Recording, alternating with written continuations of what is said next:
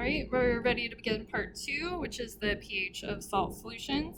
You'll want to take the final page of your lab and put it into the plastic reaction surface. So it will look like this. The following are general guidelines for small-scale labs. Plastic pipettes are used to store and dispense the solutions used in the lab. A plastic pipette rack should be used to hold the pipettes at your lab bench after you collect the pipettes you need from the instructor bench. You will use a plastic file protector as a reaction surface rather than conventional glassware. This is because the reactions are carried out in drops on the surface instead of larger volumes in glassware. Clean the reaction surface before you use it. So wipe down the surface with a damp paper towel. I would just use deionized water. And then be careful not to contaminate the droppers.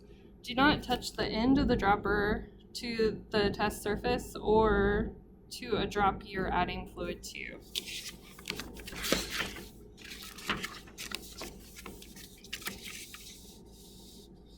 Hold the dropper vertically 2 or 3 centimeters above the surface when you're dispensing a drop.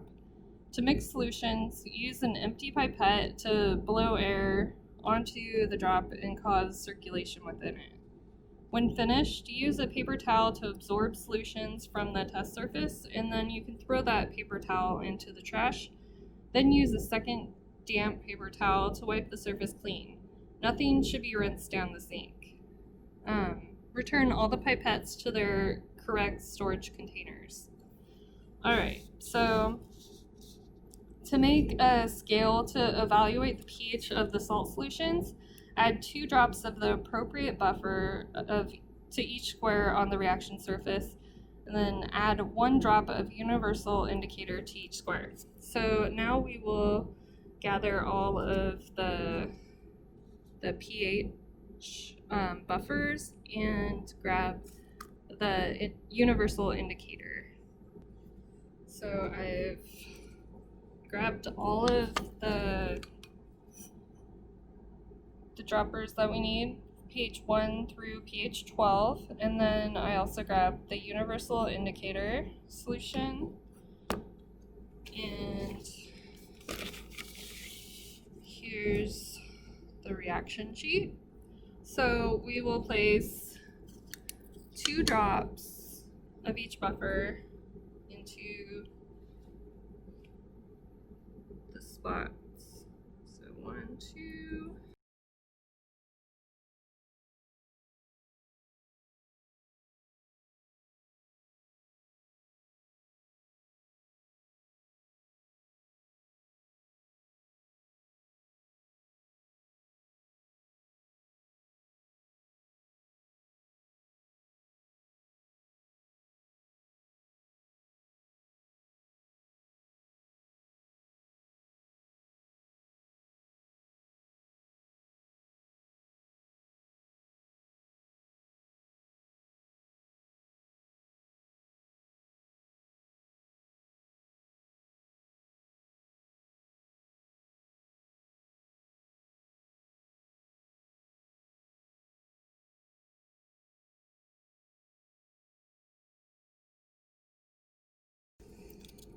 Alright, so we have put 2 drops of each of the buffers into the correct spots on our reaction sheet, and now I'm going to put 1 drop of universal indicator on each of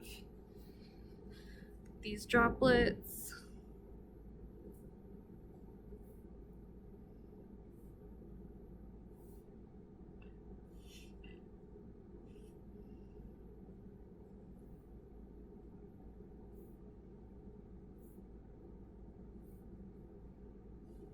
Oh no.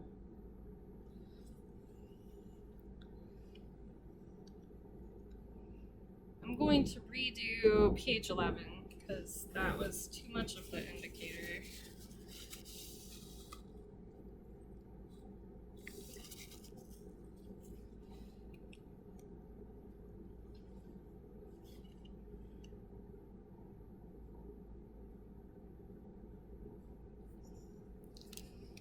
Now there's bubbles.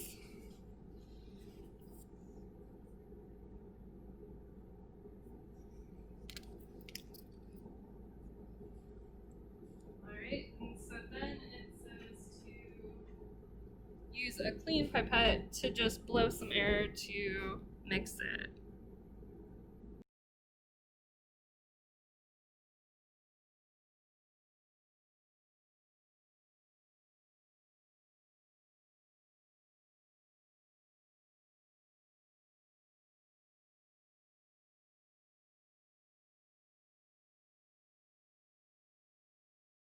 Alright, so that is our pH scale from 1 to 12.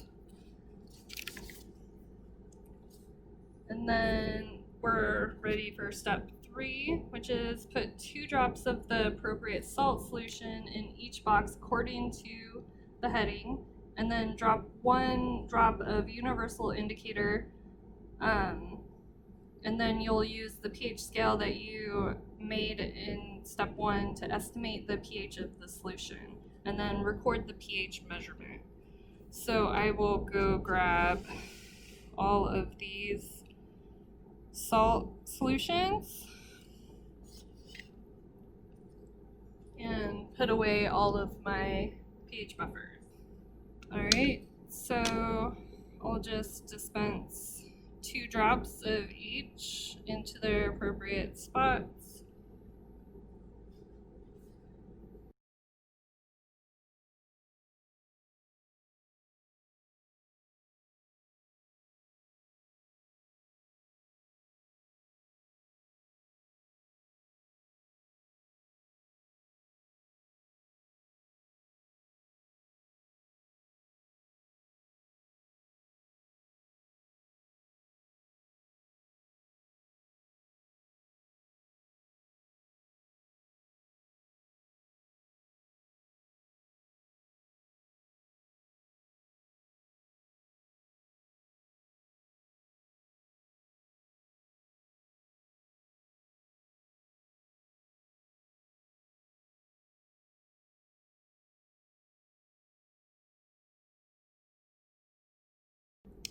Alright, so I put 2 drops of each of these salt solutions onto the reaction sheet, and now I will put 1 drop of the universal indicator on each solution.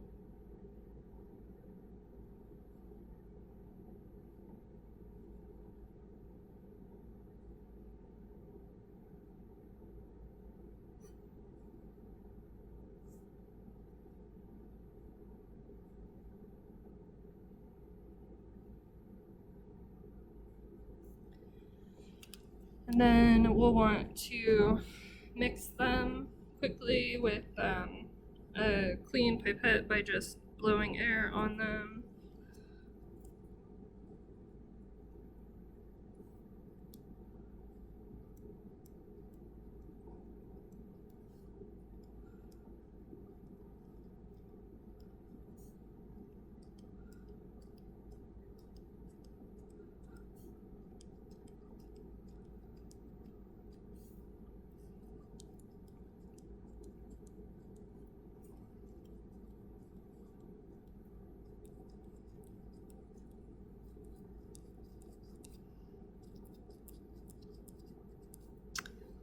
Alright, so now we can compare this to our pH scale that we made. So you'll want to, let's see if I can get it all in one shot. There we go. You'll want to estimate the pH values of these salt solutions into your results.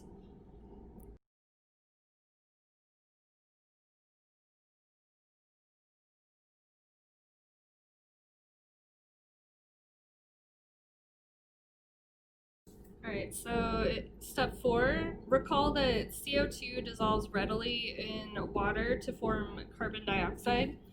In practice, this means that a neutral solution will usually have a pH near 5. Test this by measuring the pH of DI water. So there's a spot here to test DI water. Put 2 drops, and then 1 drop of the universal indicator.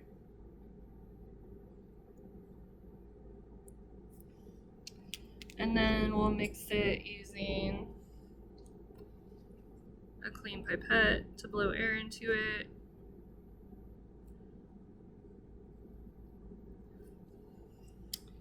And I will show you the entire sheet.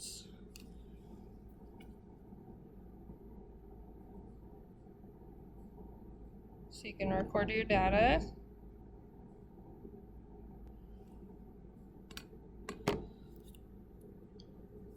Alright, so now we're done. To clean up, you'll want to grab a paper towel and wipe down your sheets.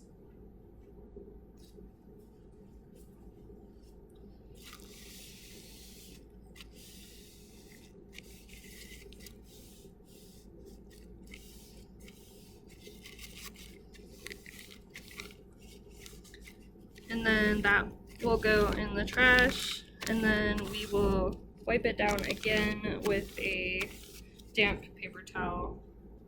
So I'll just use a little DI water and wipe it down.